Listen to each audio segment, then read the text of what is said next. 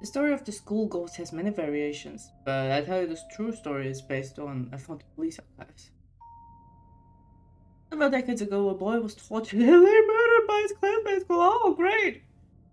Only his legs were at the scene of the crime. They couldn't find the rest of him. The only suspects were children, and none were definitely linked to the murders, or the crash were never solved. I'm shocked that children could do such a thing. What could have driven them so mad to kill them? It remains a mystery to this day. It's too late to dig into it now. The culprit is probably died of old age. Anyway, they say the ghost of the victim went to school late at night. Because he has no legs, he basically crawls on the ground, so when you hear shuffle sounds he is nearby, the rumors go, what a great rumor. Is this history class still? Is he an evil spirit that remains in the school for revenge? Probably. Nobody has seen him up close, but there are people who claim to have seen strange things through the windows from outside. The shuffling sound is hard to identify too. Could have easily been something else. That sounds interesting. I suddenly have the urge to explore the school at night. Did you think you're the only one who got that idea? I told you nobody's encountered him. Maybe if I'm lucky I get to see him. Stop! Stop! I'm lucky more like it. I roll my eyes and turn back to my textbook. No, I'm so lucky. I have a random dude staying. Protective guard, whatever. There's a photo on the page, written in small text on the photo as in memory of class 1E. It also gives a brief description of the victims. I search for the boy in the photo. He's standing on the far left as the photo is. Unlike the other students with big smiles on their face, he looks rather sad. Huh. Oh no, wait, stop. Is it the dude who lives in the mansion? Who was that? What? I'm surprised the school reputation wasn't damaged. Because in books, textbooks tell different stories. The public doesn't know what really happened. I had to search through the old archives and various other sources to find out the truth. Means I am going through my dad's paperwork I'm not allowed to, but that's fine. I work with him, I swear. Besides, it was a long time ago. People move on. Let's look into the next legend. The forest demon. Okay, oh no, wait, there's all the... Oh wait, I have counted only legends. Oh wait. I've heard a lot of things about it, but they don't make sense. The legends get mixed up because it seems like people will believe anything they hear. Remember our trip from a few days ago? That alone was enough to start unnecessary rumors.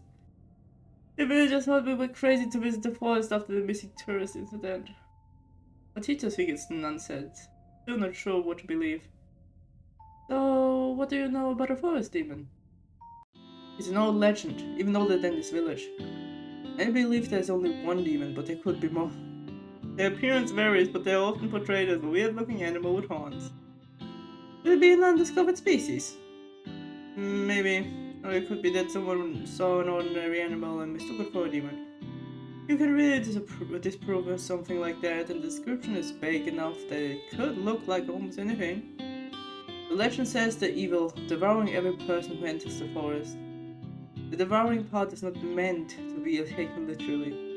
The demon would take something from you. Probably a soul. Probably they're just that, no worries. In order to appease the demon and prevent disaster, the villagers built a temple deep within the forest. I'm not sure how they managed to do it in the forest, but take it as it is. I remember the crimson-haired guy I met during our trip. I asked Leoji if there are people patrolling the forest.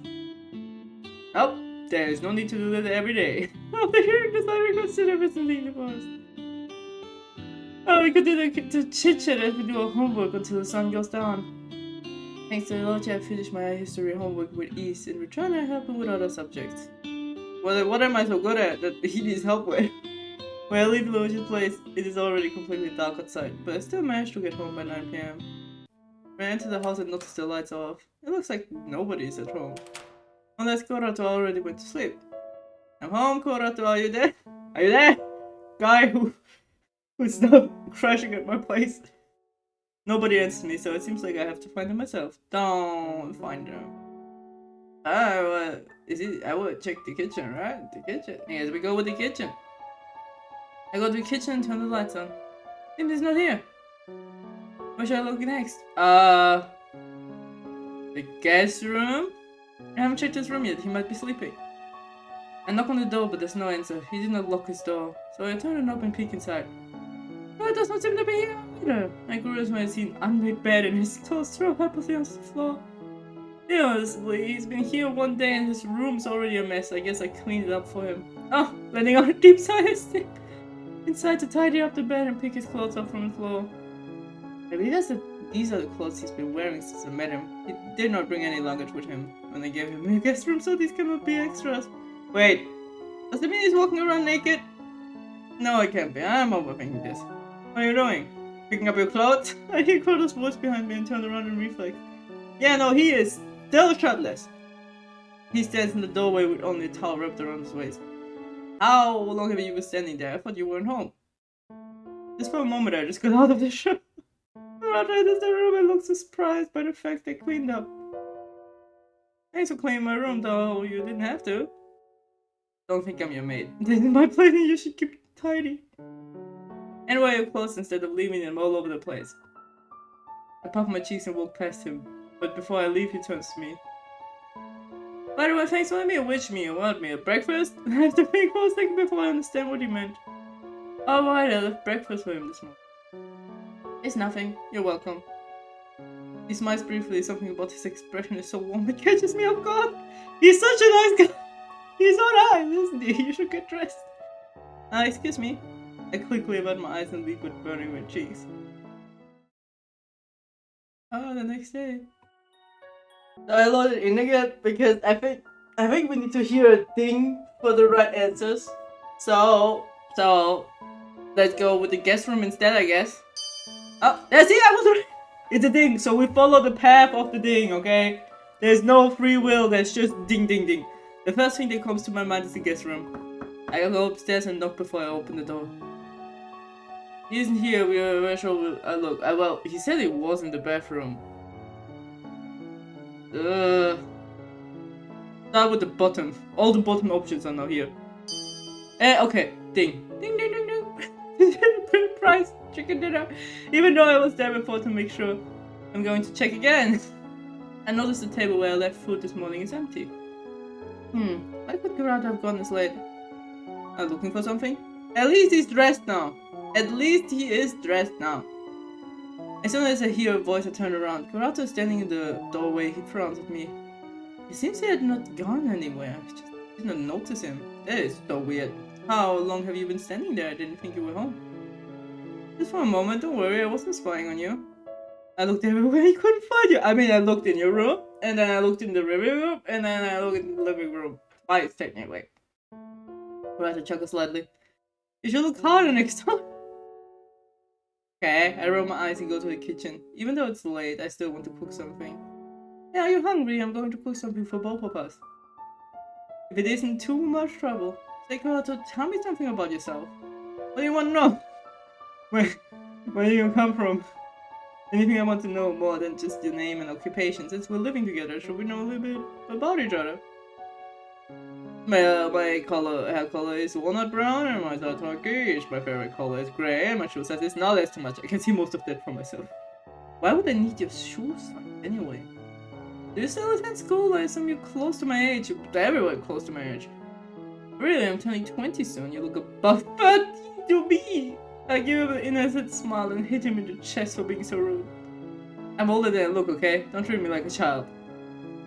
Oh, I got it, little girl. I mean, madam. Oh, regarding school, I usually skip class. You're smart like I am and you don't need lessons. How is he working already and in school? No, it doesn't make sense. Dude, this is, I'm confused already. I chuckle, adopt is being serious, so I leave it at that. You're from this village, right? Why did you move out if you're going to work in here anyway? It has been very long since I moved out. I have yet to get used to it. I was adopted at a young age. See, my guardians are nice, but I didn't really feel a connection with them. May I ask what happened to your parents? We were separated over 10 years ago. Oh, I don't know where they are now. Oh, how they're doing? Sounds like you got lost or kidnapped. That's not exactly the way I put it. But something like that. Something like that. No, similar. Anyway, since then, I've aimed to become an investigator. I want to save people and bring criminals to justice. Are you the criminal though? It's been quiet in the village for a while. so I've only recently started working. So I'd rather be jobless if I kept all this from happening. Greg clenches his fist and his expression looks serious. I don't trust you, man. His childhood must have been traumatic. Let me show you something. Oh. I took out a photo from his. I don't think that is you, though. Colors are washed away, but the people are still displayed clearly. The couple looks so young. These are my parents. This photo of my pendant are all that we have left of them. I don't know if you are their child. Do you have siblings? Nope. Then who's the bullhead in this photo? Exactly. That's me. Oh man, that haircut. What a cute little dog. I just want to pinch his cheeks. The mature and handsome man standing behind him must be his father. Well, sort of resembles him now. Yeah, so sure. I mean, yeah. Avocado has the same smile as his mother. He must have gotten along with his parents. Their linked hands give off a strong bond. Hey, get over your hairstyle. How old were you? You changed so much since then. Hey, don't laugh. I was like 6 or 7. It was a common style back then. Everyone got a bowl cut, okay? Cute family picture. If it is yours, okay? I don't trust you. Trust issues here. I glance at Kurato and stop smiling, feeling self-conscious. Sorry, don't worry about it. I'm not sad that they aren't physically with me right now. I always carry their memories with me. His warm words are touching. They remind me of my parents. I didn't expect him to have such a dark past. Alright, I've talked about myself long enough. Now it's your turn. Well, I'm an only child, just like you. My parents are famous scientists. A few years ago, they had a breakthrough in their career and decided to travel around the world. They decided to leave me at home to avoid interrupting my school life. I don't hear of them, but they do visit occasionally. They took good care of me when I was younger and I only have good memories with them. It's not like I miss them a lot, I understand why they're not here, but I wish we could spend time like we used to before. Must be hard being all by yourself, little girl. Hey, I told you not to call me that. Carter backs away, recalling my earlier reaction. I grin in amusement when I managed to land a hit on him. Next day! I see Iko and Ryoji discussing something. Curious, I join them. There's a stranger going into people's places. Please be careful. Hey guys, what's up? Those are you alright? Of course, why wouldn't I be? Why'd you tell me police are guarding your street? I can't believe you're in so much danger. Nothing much happened so far. It's not police though. It's not police. I swear. You don't have to be this serious about it.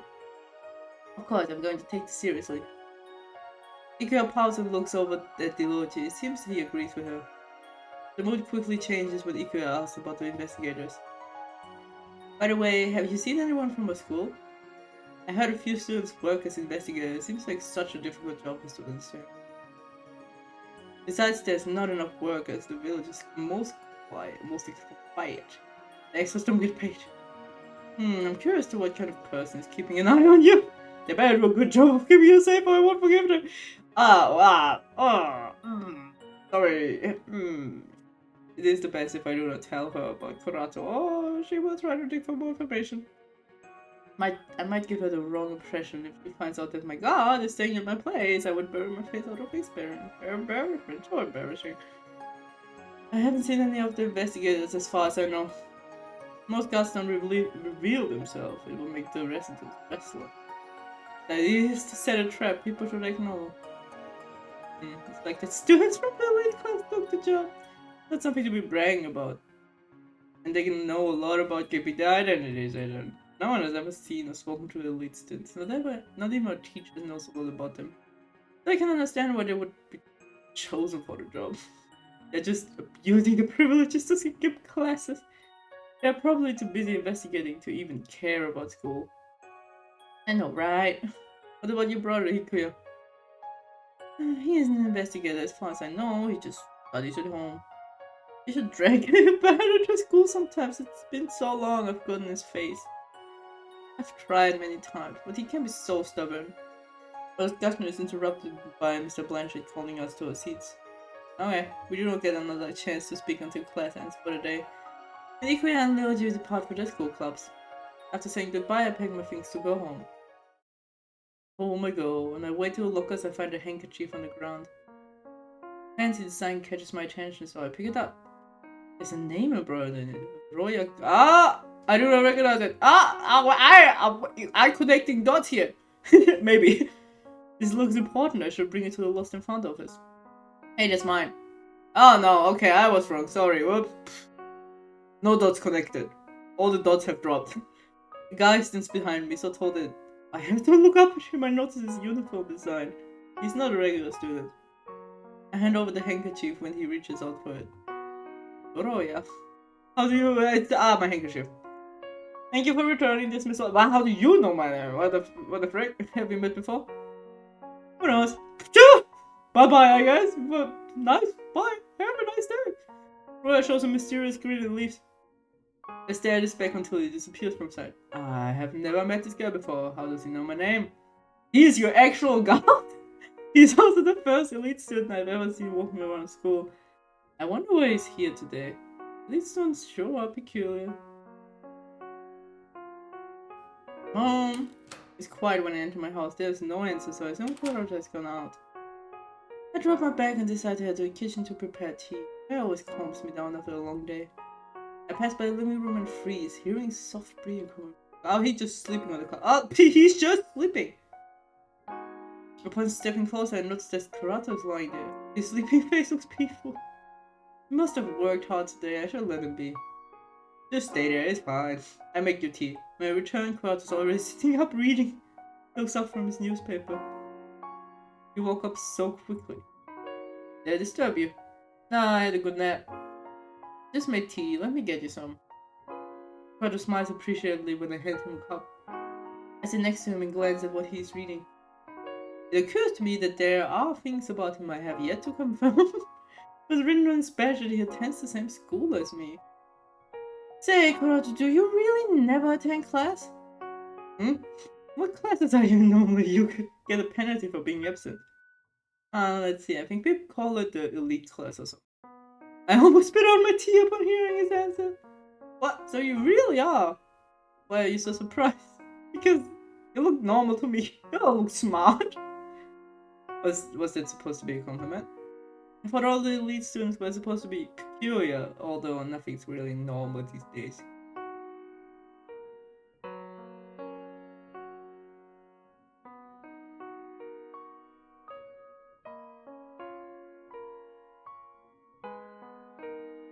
I'm curious. I hardly ever seen them at school, and I'd rather hear what they're like fewer than the rumors. I don't know, I haven't met everyone yet. Most of them were absent from the first day.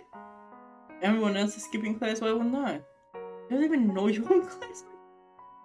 I just said, it's not that I don't believe you, it's just finding it a bit strange. I guess they have their reason.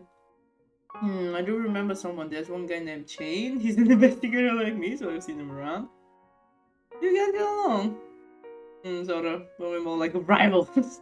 Kind of reserved, doesn't talk a lot. You can say we're opposites, personality-wise. You get it if you meet him. I bet he's a... Speaking of your classmate, do you know a guy named Roya? A flicker of recognition crosses his face. He must be familiar with the name. Oh yeah, is he in my class? I'm not sure. Carter frowns, lost in thoughts. Even with the student from elite class sitting beside me, I am not close to getting answers. You should interact more with your classmates. Yes, Mom. I'm just trying to get you to socialize. Oh, you don't exactly look like a social butterfly either. Maybe you should take your own advice. Don't change the subject. We're talking about you. Why don't you talk to an elite student yourself when you're so interested? I'm talking to one of them though. We spent the rest of the afternoon talking about school. Murata has been in the elite class since I was a first year. Ooh, he had been too lazy to attend class during the time. I was hardly ever around, which explains why I did not recognize his face when we first met.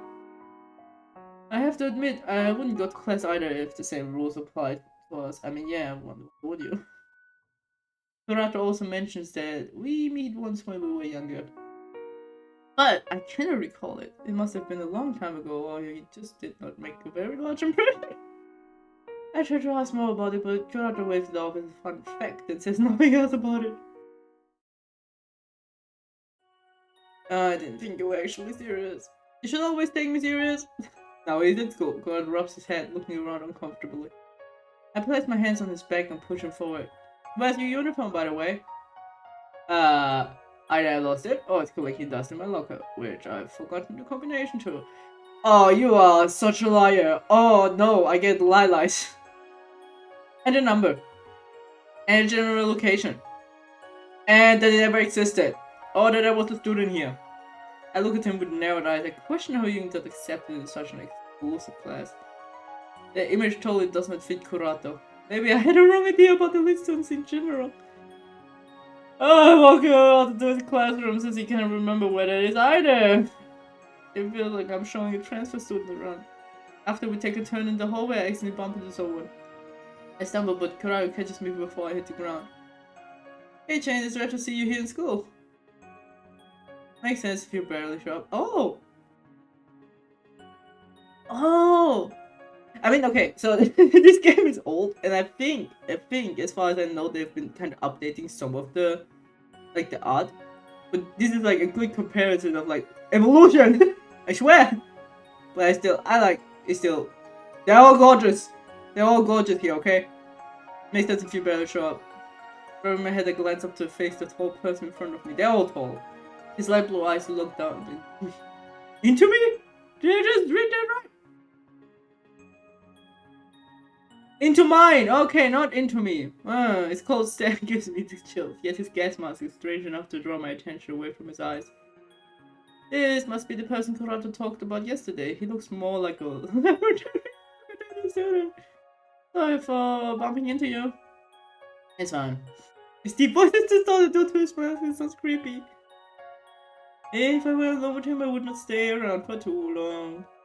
Kurato moves forward and pats Chain on the shoulder. So, what are you doing here? Chain glances down at Kurato's hand, then steps away from him. Just some business, you. Well, this kid's forcing me to attend class. I think you just messaged him like, please come to class. Help. At the comment I put puff out my cheeks and glare at Kurato. He said it in a joking tone, but Chain just keeps quiet, not finding it funny. There is not much for you to do here though. Target has escaped. Oh! Target! Kurato just nods in response, his expression unchanging. After those words, Chain takes his leave. That sounded like something important. I wonder what Chain meant, but I doubt Kurato will tell me about it. Why was Chain wearing a gas mask in school? It's not like the area is bad. I don't know. Might be a fashion choice. The elite student's classroom is located in a different part of the school building. Even though there is no one in the hallway, it feels awkward just standing around when I have no business being here. Kurato, not wanting me to leave, asked to keep him company for a short while. I only said yes to satisfy my curiosity. I expect the classroom to be completely empty, but a lone boy sits in the corner, a book in his hands. Oddly enough, he does not look old enough. I look back at Kurato in confusion. Did we enter the wrong classroom? You look confused, but we're in the right place. I remember my classroom at least. You look pretty empty. The boy is Kaiji, by the way. He looks young enough to be in elementary school. Ah, yeah, he is. He looks, but he's a tiny boy. After abruptly putting his book down, the boy stands up and starts walking towards us. When he stops in front of me, I notice he's even shorter than I am. I can hear you. Dan says, no, I'm not. I'm just physically 14. And I'm an elite student. Oh, wow, okay. Kaiji answered some of my questions as one with a straight face. Even Kurato remains speechless.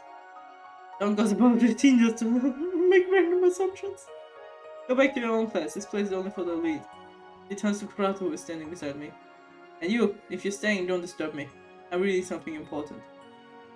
The boy shoots me a first look that makes me feel easy before he returns to his seat. Brother, did you hear that? Kurato is patting my shoulder. Don't take it personally, Kaji's always like that. I swear, I didn't mean to offend Kaji. He must have a bad impression of me, though. Honestly though, these elite people are weird. That boy. You should go back to your classroom. Thanks for accompanying me this far. I'll pick you up once class is over. It's over. Actually, you can just wait for me by the lockers. It's not like I'm embarrassed, but if Kurato comes to pick me up, my friends especially, we will have endless questions. Maybe introduce Kurato to them another time, when the time's right. Alright, if you say so. I say so. After classes end, I immediately head to the lockers, which seem more crowded than usually. There's a group of people surrounding something. I cannot see what, even Ikuya is there. There are too many people, I can't find Kurato. Are you a transfer student? I've never seen you. Oh no, he's attracting everyone. I move closer to see what's going on and instantly recognize Kurato in the center of the crowd. I cannot miss this dog meeting. Uh-oh. But has the tendency done to attract so much attention just because he's a normal-looking elite student? How do I reach him? The moment Kurato sees me, he smiles and starts pushing his way from the crowd. Oh no! I self-consciously step back, trying to make myself stand out less. Then turn around and walk out of the school. Run! Run! We're running now. Fast! So you left so quickly. What's wrong? Wait, don't tell me you were jealous. No, I was majorly embarrassed by you and everyone around me, and you approaching me. What would I be? Chuckles at my reaction as he walks beside me. Got any fun in class? Catching that we're the only ones around? I was stuck with the bread the whole day. It wasn't fun at all. Why don't you try to socialize with him? Who wants to be friends with a sharp-tongued little book? Not a fan of children. Not when they glare murderously at me. I can hear you. Oh, he's right here! Oh my god! We both turn around to find Kaiji behind us glaring with the same look Kurato was just talking about. I did not notice him at all. How long have you been walking behind us? Just for a short while. It's not like I'm following you. I'm going to the public library, which is also in this direction. See, you still got me about this either. No, sorry. I seems you didn't take my words seriously. You're not even worth talking to. He stares at us blankly. I do not know if Kaiji was speaking to the both of us, or just me. The awkward air between us feels as thick as a brick wall. Rather, I stand there not knowing what to say, while Kaiji just keeps walking. Okay, bye Kaiji! I feel the tension fading away as he turns the corner. Cute as he is, he can be rather gloomy and difficult to handle. When I reach home, I sit on the living room couch and start doing my homework. Roger just sits beside me, browsing through a newspaper like he has nothing better to do. Don't you need to study for the upcoming exams? Nah, that'd be boring. Besides, I've already memorized everything I need to know for them. What? Well, genius, since you have nothing to do, can you help me with history? Sure, what's your question? All of it. There's a legend about the school ghost. What do you know about it? It's such an important history class I have here, okay? That one's... Father rubs his chin while looking down at my textbooks. His eyes glint up after a moment. Something must have come to mind. Part of the story is real. The ghost of the boy sometimes appears around the school and... Oh, so you believe ghosts exist? Who knows? They might even be around. The doorbell rings before I can answer. I think my textbooks aside. Oh, I said I'm true. No, don't check it. Wow, how do you know where I live? Hi? I open the door to see Chain standing outside. His unusual appeal startled me a bit. Can I help you? I'm looking for Kura. Okay, hi. Here. Hey bro, how do you know I was here? The man in question suddenly appears behind me, a cheeky grin on his face. He crosses his arms and raises an eyebrow, as though to say the answer should be obvious. Then pointedly, he looks at me, drawing Kura's gaze. Lotus, might give us a sec, we're gonna talk about confidential work. Saying no is not really an option, so I leave them be. However, I cannot let this chance to eavesdrop slide. I hang around leaning against the wall. I can vaguely make out the conversation. Don't let you guard down. Something big might happen soon. Things are going according to the schedule then. Thanks for the warning. What? So what's the target? Can't find him. He must be pretty skilled to escape from you. You should be cautious. I didn't expect him to show up at school. I should patrol that area too. What? Who showed up at school? What? Who? Whatever you want. By the way, there's something I want you to do for me. Oh, stop listening to whatever. It goes silent for a moment. Kurato starts whispering, but I'm too far away to hear it clearly. I try to move a little closer, but then he speaks up again. The murder is always slipping past us. I'm starting to think there might be more of them. Oh no, it's been for them too. Like, they're always one step ahead of us. Do you think one of our own is... Oh no! Kurato's words are intriguing. A mole within the investigators. If that is the case, then who can be trusted?